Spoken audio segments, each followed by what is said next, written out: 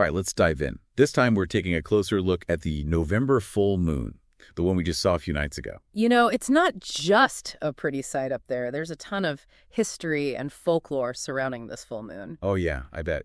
We're talking about the beaver moon, right? That's got to have some interesting stories behind it. It definitely does. The name itself, beaver moon, comes from Native American traditions. Yeah. And even early colonists, particularly in North America, adopted it. So I'm guessing it has something to do with, well, beavers. You got it. November was prime time for beavers to be, doing their dam building thing. Yeah, getting ready for winter. Right. Makes sense. Exactly. For those folks, seeing that full moon meant it was time to start trapping. Warm furs were essential for survival back then. Wow, so the moon was like a natural calendar. I'm guessing other cultures had different names for this moon, though, right? Absolutely. I mean, beavers aren't exactly a global phenomenon. Take the Celts in Europe, for example. They called it the dark moon, a name that kind of foreshadows the winter solstice. Whoa, same moon, totally different vibe. That's fascinating. I'm already seeing how much more there is to this than just, oh, look, a full moon. Oh, there's so much more to uncover. And it's not just ancient history either. Think about events like Chinese lunar festivals, which often occur around this time of year. Right. It just goes to show how important the moon has been to cultures all over the world. For sure. It's a universal fascination that spans across time and continents. Speaking of time, this year's beaver moon peaked on November 15th at around 5:27 p.m. Eastern Standard Time. Did anyone out there manage to catch a glimpse? I'm sure many did. And they might have even noticed the moon illusion. Oh yeah, the moon illusion. That's when it looks absolutely massive near the horizon, right? Like you could just reach out and touch it. Exactly. It's a pretty cool optical trick. Okay, wait. I've always wondered about this. Why does that happen? Is it just me? Or does the moon really look bigger when it's lower in the sky? It's not just you. There are a couple of theories floating around, but nothing definitive. One thought is that our brain compares the moon to things on the horizon, like trees or buildings. Oh, that makes sense. It's all about perspective, right? Right. Another theory suggests it's about how our eyes perceive distance when looking through a thicker layer of atmosphere near the horizon. It's like a naturally occurring visual effect. I love that. And to make things even more interesting, this year's beaver moon happened right in the middle of the torrid meteor shower. You're right. It was a great opportunity for skywatchers to see some shooting stars along with that bright moon. It's not every day you get that kind of celestial double feature. Okay, so I know this wasn't technically a supermoon, right? But does that make it any less special? Not at all. While the moon's orbit this time around meant it wasn't quite a supermoon, it was still incredibly bright, especially for anyone away from those city lights. That's so true. I feel like most people these days don't even realize how much light pollution affects what we see in the night sky. You're absolutely right. It really diminishes the experience. Okay, so we've talked about the history and the science behind the beaver moon, but what about the deeper meaning? Right. Full moons often have that kind of, mystical feel to them. They're associated with reflection, new beginnings, things like that. You're picking up on it. And the beaver moon specifically, it's all about preparation, just like those busy beavers getting their lodges ready. I like that. So it's not just about the beavers, it's a message for us too. Yeah. Get ready for what's coming, build a solid foundation, all that jazz. Exactly. Whether it's our career, relationships, or just our personal growth, it's a good time to focus on what truly matters and prepare for the metaphorical winter ahead. Think of it as building your own lodge for whatever challenges come your way. I'm into it. Okay, so how does the astrology of this moon tie into all of this? Well, this full moon happens to be in Taurus. Okay, and Taurus is? The bull.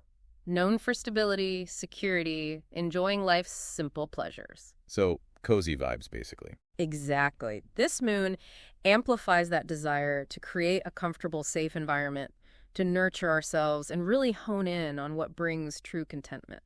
Okay, that totally lines up with the whole building a lodge for winter idea. It's about taking care of ourselves physically and emotionally and focusing on what sustains us. Speaking of comfort, do you do any full moon rituals? Meditation, journaling, anything like that? I've been known to do some journaling under a full moon. There's something about that energy that makes me want to reflect and get those thoughts down on paper. Totally. No judging me here. I've tried a few things myself. But is there any real basis for this whole full moon energy thing?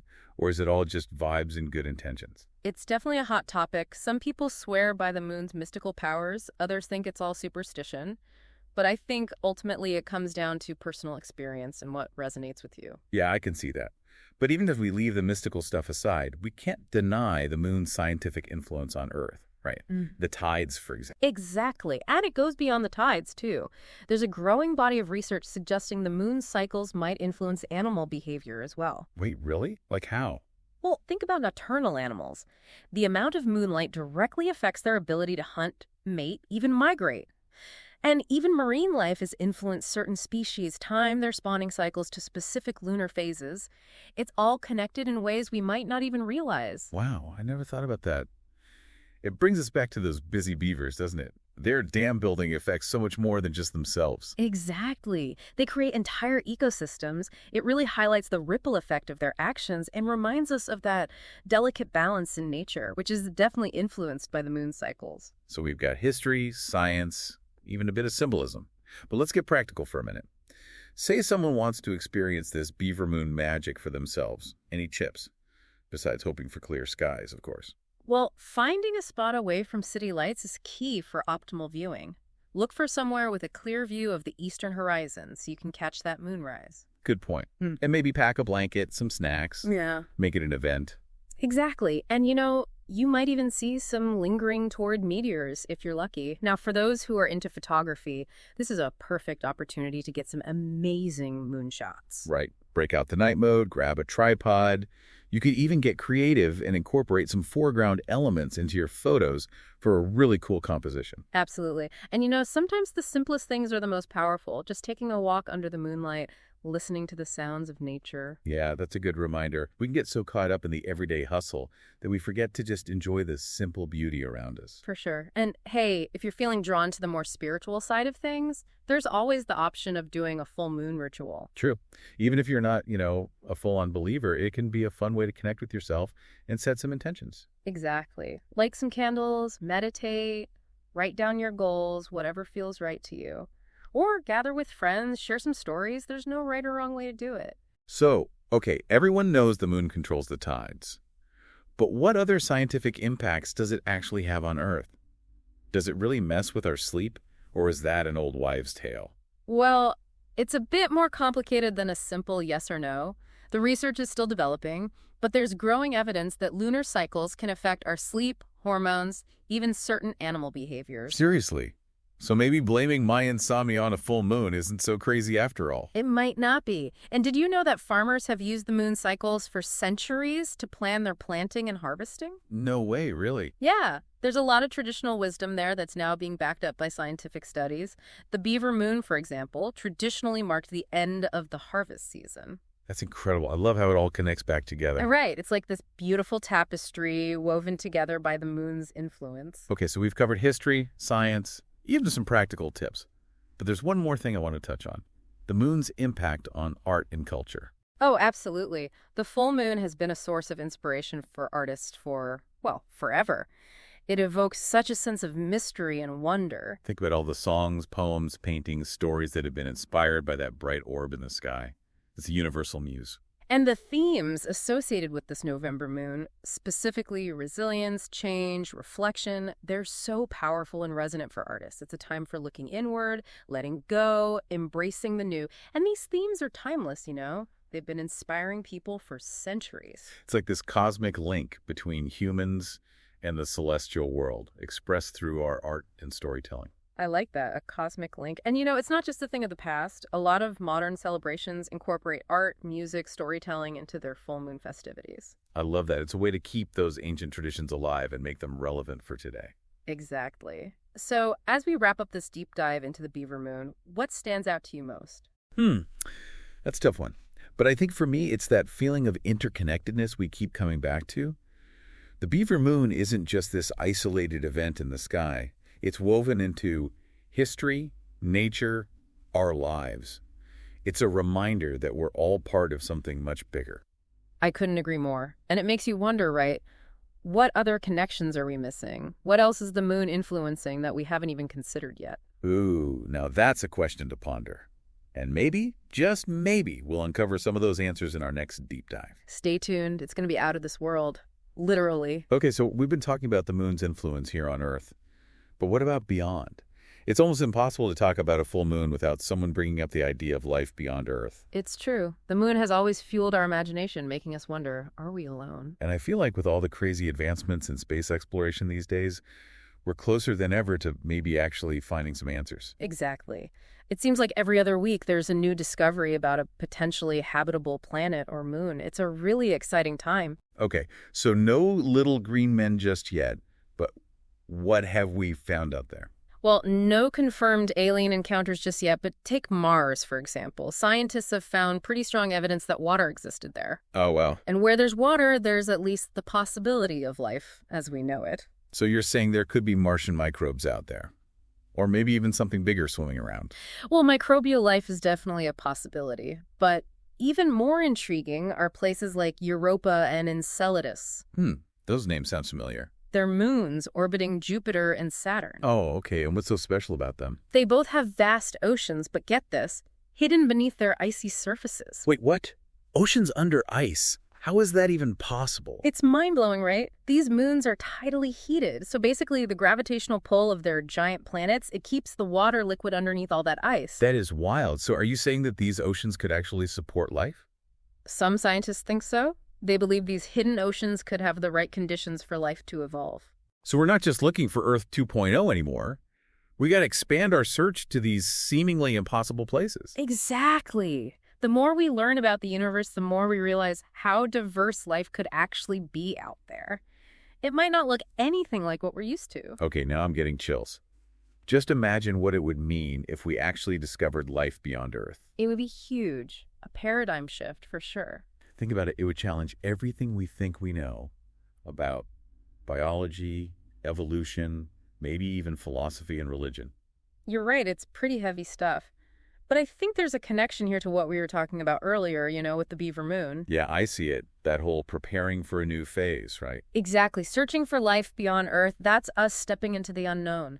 We're preparing ourselves for a potential encounter with something truly extraordinary. I love that. It's like we're not just building our metaphorical lodge for winter. We're building it for a whole new era of discovery. And who knows what we'll find out there. The possibilities are limitless. Well, no. I don't know about you, but I'm feeling pretty inspired right now. Me too. It's exciting stuff. Okay, well, I think it's time to switch gears and bring this back down to earth for a bit. We've explored the beaver moon from so many angles, from ancient traditions to its potential influence on our emotions. It's been quite the journey. We've delved into the science behind its glow and even pondered its connection to the search for life on other planets. This deep dive has been a wild ride, full of history, science, symbolism, and even a touch of cosmic wonder. But before we wrap things up, I want to know what's your biggest takeaway from all of this. What's going to stick with you most about the beaver moon?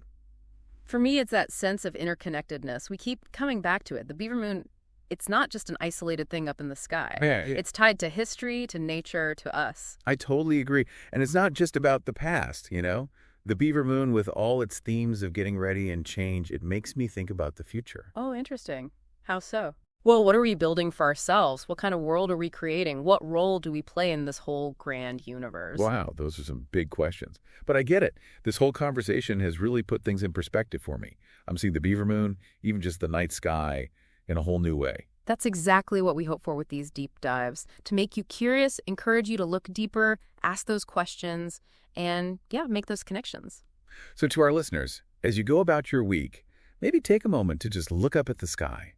Think about all the stories, the science, the symbolism we talked about. Let the beaver moon be a reminder to embrace change, to build something meaningful, and to never stop exploring. And hey, if you happen to snap any amazing photos of the night sky or have any thoughts about tonight's deep dive, share them with us on social media. We love hearing from you. Until then, keep diving deep. Today is your lucky day. Today is the day that our $3 website works for you, paying you directly to your PayPal daily. Imagine $3 ongoing continuous payments to your PayPal account. Imagine falling asleep and waking up to $300 in your PayPal account. How would this make you feel?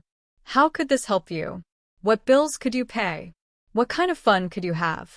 What does that retirement look like now? All for a one-time payment of $3. This website is DFY done for you, fully built and completely hosted, and never stops collecting payments for you. You have spent $3 on coffee on a regular, but that coffee won't help you create multiple streams of income. Click the link below.